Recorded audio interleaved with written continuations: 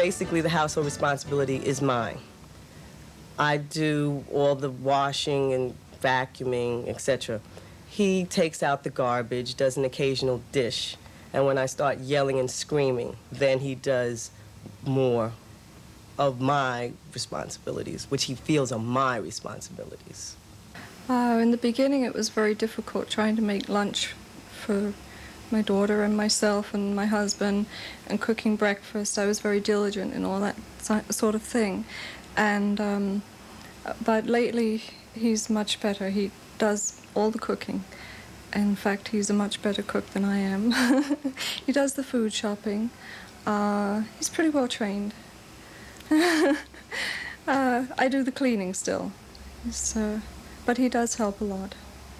Somehow I get the feeling we'll always still do the cleaning. Shared housework, that's what we've been talking about here. Michael and Lynn Golubchik join us, and they have a 14-year-old son and a 12-year-old daughter, and they're constantly negotiating household chores. Welcome to the club.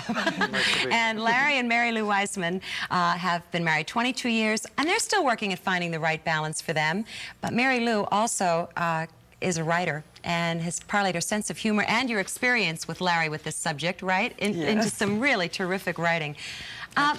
Do we just take it on ourselves to just get it done because it's easier than arguing about it? Do you think, Lynn, what do you think? I think that's probably true.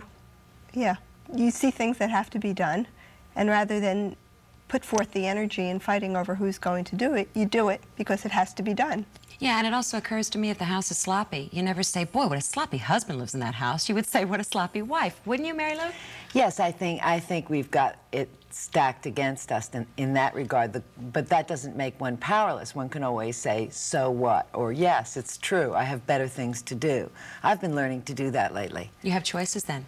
You really have? You have choices that you don't necessarily recognize. If you buy what society expects of you, well, then you're a victim. But if you don't buy it, you're not a victim. You can just say, I've been having so much fun lately that I haven't had a chance to make the bed, do the dishes, and if you can live with it, you're in better shape personally. All right, now we're not going to attack you guys, Larry and Michael. This is not meant to be sexist, but Larry, have you shared the household chores? Well, I think we have, to a certain extent. Not the cleaning and the responsibility for having food in the house, but there are certain responsibilities that have always been mine. Like what? Yard work, fixing things in the house. Mary Lou, I don't think, knows where the hammer is in the house, just as I probably don't know where the washing machine is. In the mudroom. But the truth is that we worked it out pretty well. We used to fight about it, I think, and now that we don't have children at home, because we have a grown child who lives in New York, it has ceased to be an issue. And I think we share the chores fairly well. We're both fairly neat, and there's not all that much to be done. Mary Lou still takes responsibility for seeing that there's food in the house and making meals and that kind of thing. All right, how about you, Michael?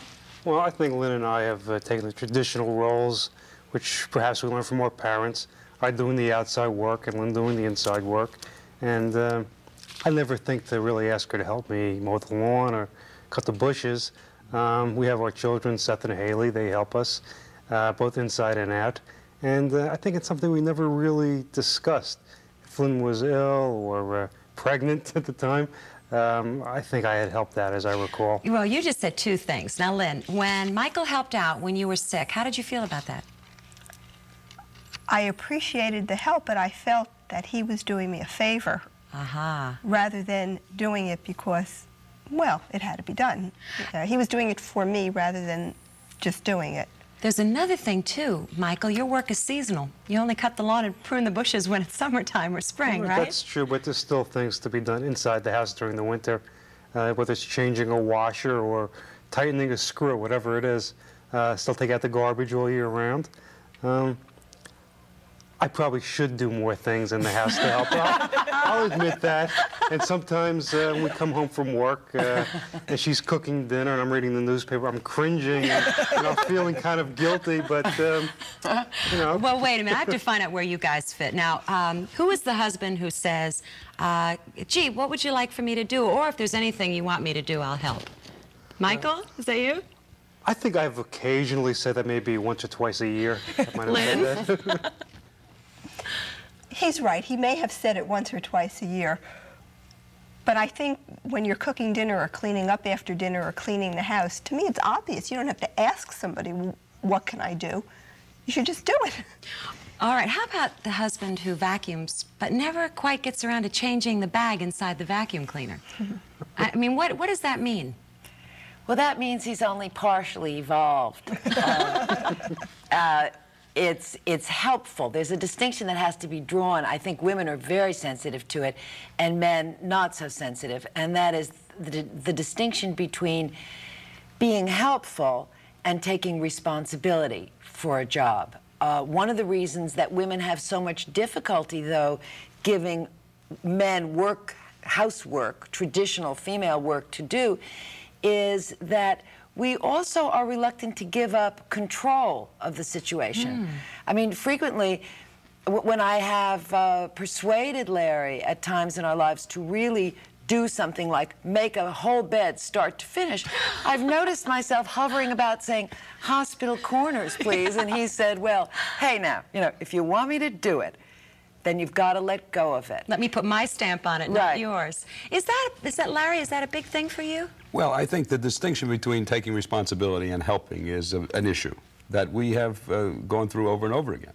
And of course, with Mary Lou's a special case because you can see that she makes these distinctions very finely, and she does such things as she wrote an article once called 15 Things Men Do Wrong in Bed, you know, and so I have to live with that kind of thing, and I'm used to it. Great. What did that mean to you when she wrote that article? Well, what it meant to me and what it meant to my friends were two different things. Well, I'll think about that one. How about the husband who loves to play with the baby but has no sense of smell? You know what I mean? You wrote it. Yeah, well, it's true. I mean, they're the one that sort of, they're playing happily with the child, and all of a sudden suddenly it's yours. And you don't quite know why, but you do, you know, shortly. It's the same old thing. It's taking the cream off of any situation. Men have a way, I think, of taking the, you know, the maraschino cherry and the cream off of any situation in life and leaving you, you know, with a dirty dish. With the dirty dish.